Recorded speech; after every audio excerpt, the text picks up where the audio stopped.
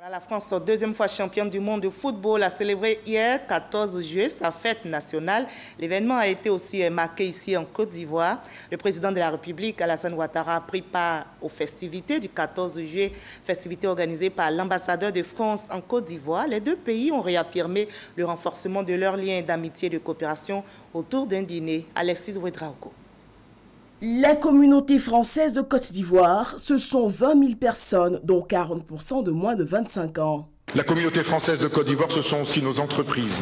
200 filiales françaises, auxquelles s'ajoutent 800 entreprises fondées par des entrepreneurs français et donc plus de 100 000 emplois ici en Côte d'Ivoire. Pour ce 14 juillet, à la résidence de l'ambassade de France, le chef de l'État, Alassane Ouattara, et son épouse étaient aux côtés du peuple ami. Occasion aussi de célébrer une étoile ivoirienne, Mélissa Agua, admise au bac français 2018 avec la meilleure moyenne toutes séries confondues. L'éducation est un axe important de la coopération entre les deux pays. Le hub franco-ivoirien pour l'éducation, il permettra aux Ivoiriens, conformément à votre demande, Monsieur le Président, de passer ici en Côte d'Ivoire un double diplôme, reconnu en France. Plus de 50 partenariats ont déjà été signés pour lesquels, quand un étudiant ivoirien obtient son Master 1, son Master 2, sa licence professionnelle, en même temps, il obtient le même diplôme auprès de la grande école, de l'université ou de l'établissement d'enseignement supérieur français partenaire. Gilles Huberson s'est pour finir félicité des progrès importants enregistrés en Côte d'Ivoire. Il y a quelques années, la Côte d'Ivoire bénéficiait d'une opération de maintien de la paix. Aujourd'hui, c'est elle qui se prépare à contribuer à une ou plusieurs opérations de maintien de la paix au profit d'autres pays. Bravo la Côte d'Ivoire. Innovation de cette année, un bal poussière pour la fête nationale de France, mais aussi pour célébrer la fraternité entre les deux pays. Et la Côte d'Ivoire, pays ami à la France, mais aussi au Congo-Brazzaville. Justement, ce pays s'inspire de l'expérience ivoirienne en matière de commercialisation et de transformation du manioc. Une mission composée de sélectionneurs, d'agents d'encadrement des producteurs de manioc a été invitée par le gouvernement congolais pour partager les clés de son succès dans le secteur agricole. Francis Boifo. La République du Congo, 342 000 km², 4 100 000 habitants, capitale, Brazzaville. L'économie de ce pays d'Afrique centrale repose sur le pétrole. Il représente 65% du produit intérieur brut PIB et 86% des recettes de l'État. Concernant le secteur agricole, sa contribution au PIB était estimée à 6% entre 2015 et 2017, rendant le pays dépendant des importations alimentaires. 500 milliards de francs CFA en 2016. Avec la nouvelle politique agricole, le gouvernement congolais veut réduire les importations et aller à l'autosuffisance alimentaire. L'accent est mis sur la production et la transformation du manioc, aliment de base du peuple congolais. La Côte d'Ivoire, dont l'économie est basée sur l'agriculture, est sollicitée pour son expertise. La délégation ivoirienne reçue au ministère d'État, ministère de l'Agriculture, de l'élevage et de la pêche à Brazzaville était composée de chercheurs, d'agents d'encadrement, de coopératives, de producteurs et de transformateurs de manioc. Que la Côte d'Ivoire est très avancée dans un certain nombre de filières. La production et la transformation du manioc, la recherche qui doit se dérouler dans cette filière nous intéresse au plus haut niveau. Les usages du manioc sont très limités chez nous. Il faut les diversifier. Et ensuite, nous pouvons partager des expériences qui pourraient améliorer la productivité, réduire la pénibilité du travail. Avant cette rencontre, les Ivoiriens se sont entretenus avec la ministre de la Promotion de la Femme, de l'intégration de la femme au développement du Congo. Ce sont les femmes en République du Congo qui sont responsables de près de 70% de la production de ces produits de base et de 100% de la transformation de ces produits de base. Donc on ne peut pas faire partir cette délégation sans que le ministère de la Promotion de la Femme soit impliqué. Et donc nous travaillons en étroite collaboration avec le ministère de l'Agriculture afin que cette coopération soit effective. Maintenir l'excellence des relations entre la Côte d'Ivoire et le Congo-Brazzaville, l'ambassadeur de la Côte d'Ivoire au Congo y travaille depuis sa prise de fonction en janvier 2017. La Côte d'Ivoire ayant choisi l'agriculture comme socle de son développement économique, a mis les moyens en place pour développer l'agriculture tant au plan des méthodes culturelles que de la recherche, pour avoir les meilleures variétés qui permettent d'avoir une meilleure rentabilité à l'hectare. Ça permet de conserver la nature, de respecter l'environnement. Alors ce sont des bonnes pratiques que nous voulons introduire auprès de nos sœurs et frères du Congo. Ces échanges d'expériences entre Congolais et Ivoiriens se sont déroulés du 4 au 14 juillet dernier dans les 12 régions de la République du Congo, soit plus de 4 mois après une visite de la délégation congolaise dans les agences d'encadrement de structures de recherche agricole et dans les champs de manioc en Côte d'Ivoire. Et nous sommes en pleine saison pluvieuse ici en Côte d'Ivoire. Du côté de la région du Sud Comoé, le fleuve Bia connaît une crue inhabituelle. À Aboasso, plusieurs quartiers sont inondés du fait de la montée des eaux. On enregistre de nombreux sinistrés. Les 2 barrages d'Ayamé reçoivent plus d'eau que prévu. Et bien, pour pallier cette situation, la CIE mène une opération d'évacuation du trop plein d'eau reçu. Serge Coléa pour le témoignage. Il y a longtemps que le fleuve Bia n'avait pas connu une telle montée des eaux. Les pluies particulièrement abondantes de ces derniers mois ont fini par sortir le cours d'eau de son lit. Résultat, les riverains subissent les conséquences dramatiques de cette situation. L'eau là, l'habitude, ça vient, mais pas trop, ça ne monte pas comme ça. Tu vois, non? Donc on a dit que bon, peut-être après, l'eau là va rester comme ça. Un peu de temps en temps, on a commencé à ramasser les bagages, on a vu l'eau là un coup comme ça. On ne peut rien faire. Ciment ou quoi, tout est resté. Il y a des bagages, les gens dans la maison, tout est tombé dedans. J'étais là comme ça et puis on m'a appelé, on a dit ah, viens à la maison rapidement, que c'est gâté ici. Comme on le dit, c'est gâté. Puis on est venu, effectivement c'est gâté, il n'y a plus rien. Il n'y a plus rien. Dans la nuit, du vendredi 13 au samedi 14 juillet, Aboasso a enregistré un mort. Avec les eaux qui étaient montées, j'ai décidé de mettre une pirogue, j'ai pris la pirogue de mon grand frère, juste faire passer les gens à 100 francs la traversée. Bon, après ça, il y a eu un succès, les gens passaient. Après, il y a un groupe de 5 individus qui sont arrivés, ils ont dit qu'ils n'avaient pas l'argent, ils sont partis. Et juste au niveau de la maison jaune qu'on voit là, les camions, la maison jaune là, juste à droite là, il y a un creux là. Bon, ils ne savent pas s'ils savaient, ils sont tombés. Le dernier est resté dans le trou. Et ce matin, quand ils ont sorti le corps, là on a vu qu'effectivement il y avait eu un décès. Plusieurs sites à Aboasso, comme ici dans cette école primaire, abritent des centaines de familles de sinistrés. Et pourtant, dès le début du mois, les populations avaient été prévenues par les équipes de la CIE, la compagnie ivoirienne d'électricité en charge des 2 barrages d'Ayamé à quelques kilomètres d'Aboasso. Le fleuve prend sa source au Ghana. Et depuis le 1er juillet, on a constaté l'arrivée de l'eau. Depuis ce temps, nous avons passé les informations, voilà, informer les uns et les autres qu'on a de l'eau qui est arrivée, donc il faut prendre des dispositions. Et ça a été relayé à plusieurs reprises sur les différentes radios. Voilà, donc les différentes radios locales installées à Aboasso, et aussi celles qui sont installées dans les villages, voilà, qui relaient l'information tous les jours. Donc nous, on s'assure que l'information passe. Et voilà. Et après, la deuxième chose qu'on fait, pour accompagner cette mesure, c'est que nous, on fait du corps à corps avec les différents villages, les différents riverains qui sont tout le long du fleuve, pour leur expliquer vraiment la dangerosité de ce qui peut être, qu'on appelle, peut arriver, et on leur demander de prendre les mesures. Pour faire face à la situation, la CIE a lancé une opération de déversement des eaux. Les vannes des installations hydroélectriques ont été ouvertes pour évacuer et canaliser le trop plein d'eau. Le stock étant atteint, le niveau, ce qui arrive aujourd'hui, on ne peut pas le stocker. Voilà, on est obligé de faire passer. Mais ce qu'il faut noter, c'est que nous sommes dans une situation exceptionnelle, parce que ce qu'on reçoit cette année, ce n'est pas ce qu'on a l'habitude de voir. Au jour d'aujourd'hui, nous recevons un débit qui va au-delà des 300 mètres cubes secondes. Nous avons fait un pic de 800 il y a 2 jours de cela. Et actuellement, nous sommes dans une moyenne de 530 mètres cubes secondes. Et ces 530 mètres cubes secondes, nous sommes obligés de faire passer parce qu'on ne peut plus stocker. À Aboasso, à Ayamé et dans plusieurs localités de la région du Sud Comoé, les eaux continuent de gagner du terrain. Il devient en ce moment dangereux d'habiter autour du fleuve. Voilà, comme vous l'avez vu, les inondations à Boissou ont fait malheureusement des dégâts. Plusieurs familles sont sinistrées. Le gouvernement ivoirien solidaire des victimes des intempéries a dépêché des émissaires dans la région. Les ministres Mariatou Kone et Aka Awele ont fait des dons aux familles sinistrées et endeuillées. Le reportage de Ouattara Madou Walter dans nos prochains journaux. Les pluies diluviennes font aussi des dégâts à Agboville, où le fleuve Agbo est sorti de son lit depuis plus d'une dizaine de jours.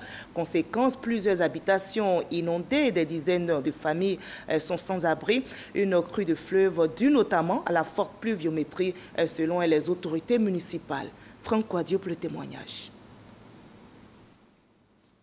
Décor bien triste en plein centre d'Agboville, la capitale de l'Andié-Bitiassa dans le sud ivoirien. Plusieurs habitations du quartier artisanat inondées par la montée des eaux du fleuve Agbo traversant la ville. Ça a gâté tout, valisio, un barreau, tout est gâté. Du pont, on peut apercevoir à proximité du fleuve des maisons, le lit de l'eau côtoyant des ordures de toutes sortes et dans les quartiers plusieurs canalisations bouchées. Mais pour beaucoup, cette inondation due à une crue de l'eau fluviale est un phénomène naturel observé à chaque saison pluvieuse, sauf que cette année, l'eau est montée plus que de raison. Dans cette cour, les gestes les plus simples sont une corvée. L'environnement, l'eau, c'est même là, on n'arrive pas à se baigner comme se doit, on n'arrive pas à sortir et les moustiques nous fatiguent. Contraintes pour se rester sur place, ils sont cependant nombreux à être partis, certains chez des voisins. Depuis le 22 juin, nous, on a quitté la maison. Ce jeune couturier a quant à lui élu domicile sur son lieu de travail. Ça me fatigue. Ma famille et moi, vraiment, on a quitté la maison. Actuellement, la famille, madame et les enfants, c'est tout de l'autre côté. Des habitations sous les eaux, un risque sanitaire. Nous croisons au détour d'une ruelle le premier responsable communal en tournée pour rencontrer les populations et le suivons dans cette partie du quartier envahie par les eaux. Pas la première fois, il y a une inondation puisqu'ils sont proches de l'eau.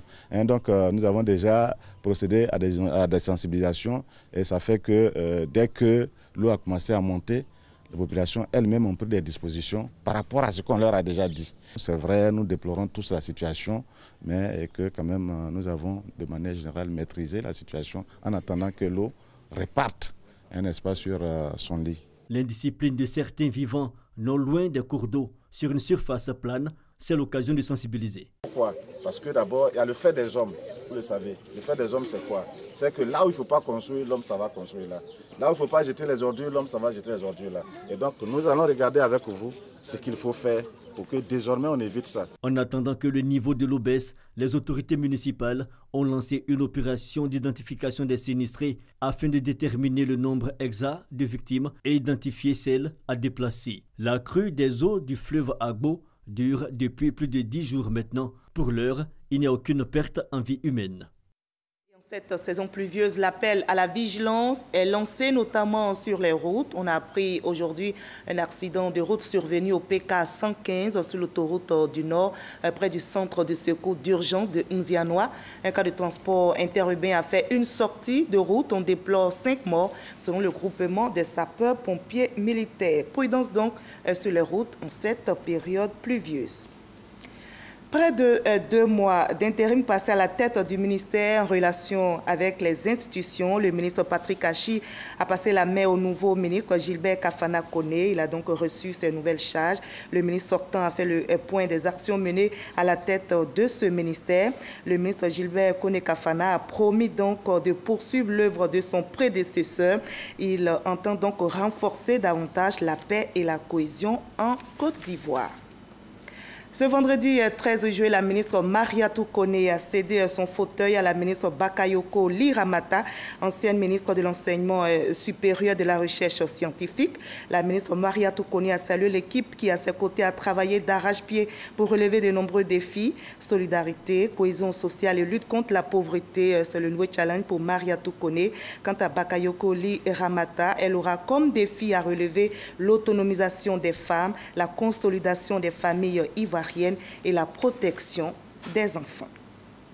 Et on reste toujours dans le nouveau gouvernement. Notez que depuis le 10 juillet, Aimé Zébéyou est la nouvelle secrétaire d'État auprès du garde des Sceaux, ministre de la Justice et des Droits de l'Homme, chargée des droits de l'homme, présidente de l'Association des femmes juristes de Côte d'Ivoire. Aimé Zébéyou est donc nommé secrétaire d'État. Mais qui est Aimé Zébéyou? Son portrait est retracé par Alexis Ouedraogo.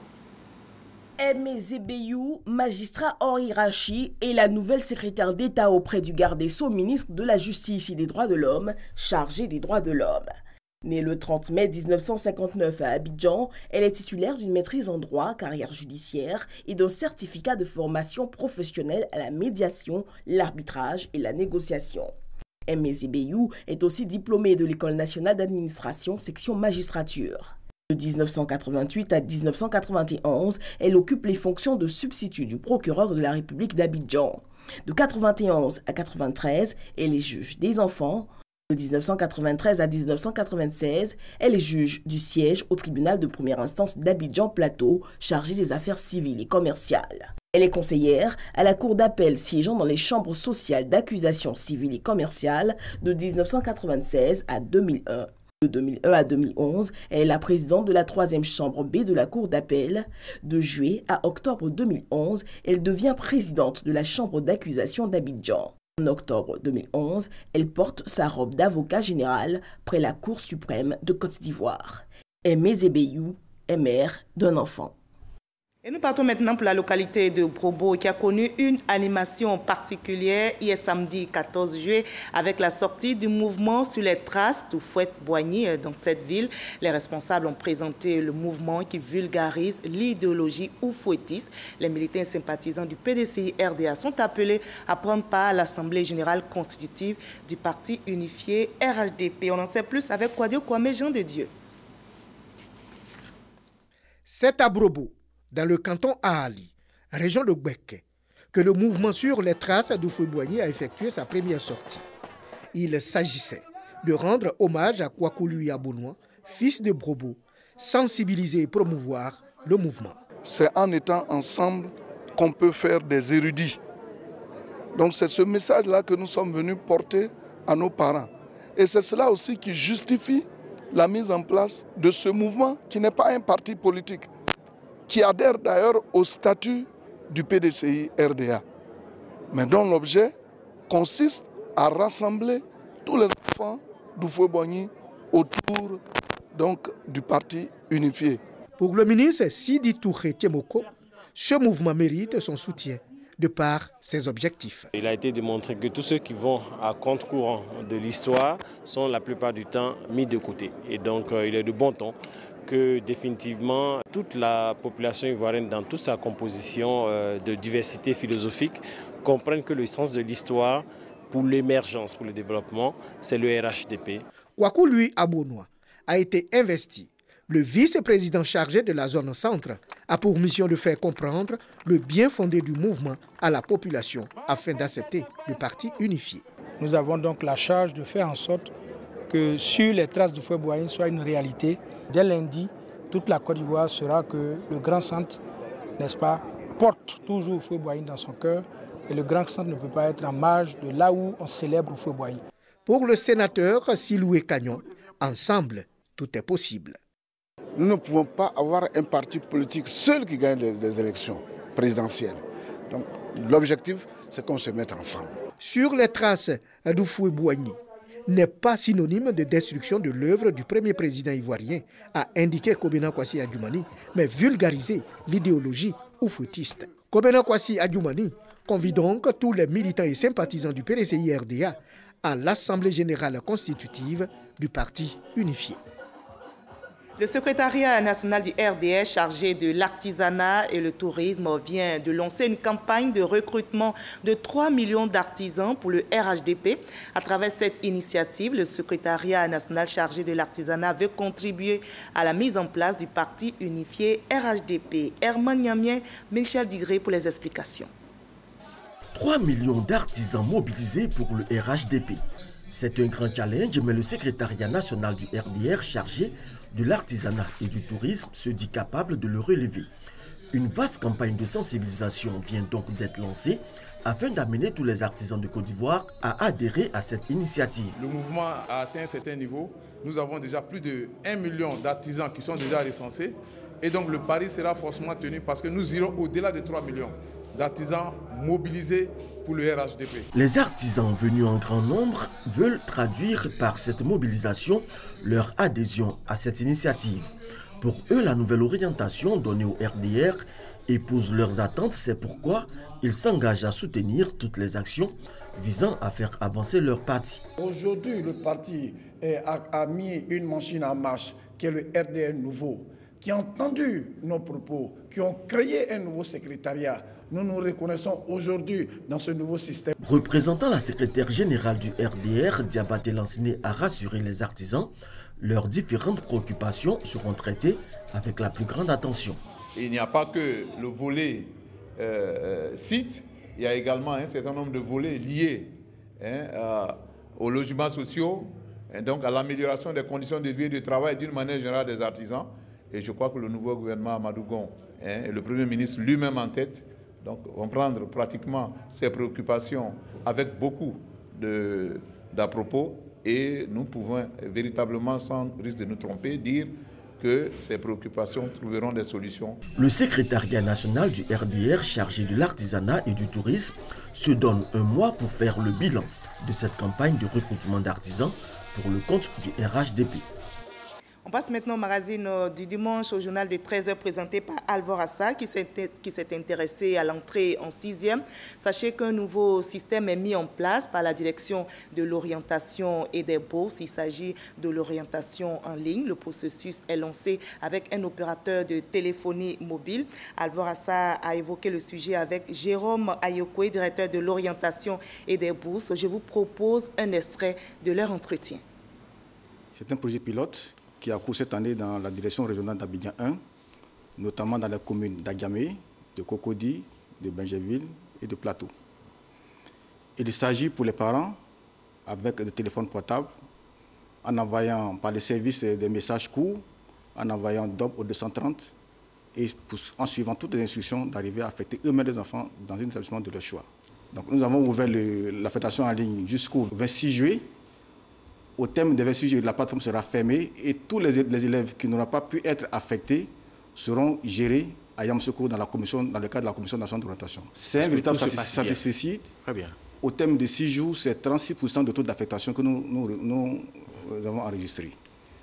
Et les parents qui appellent demandent à ce qu'on passe directement à la généralisation. Parce que c'est un procédé qui leur permet, qui leur facilite la vie. En 2 minutes, l'élève est affecté au lieu de passer des mois à courir après une affectation.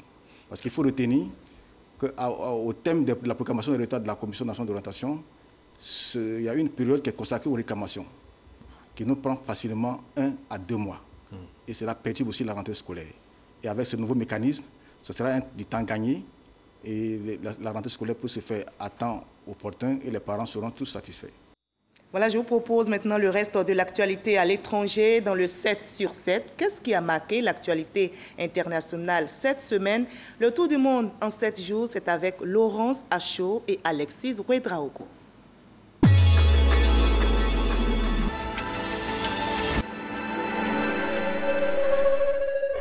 À Bamako, le président sortant Ibrahim Boubacar Keïta et son équipe ont lancé officiellement leur campagne devant des milliers de militants et sympathisants du RMP. L'ancien ministre Soumaïla Cissé a lui de son côté tenu un meeting à la place de l'Indépendance où étaient rassemblées des dizaines de milliers de personnes. Les deux candidats à la présidentielle s'engagent à tout mettre en œuvre pour ramener la paix et l'unité au Mali.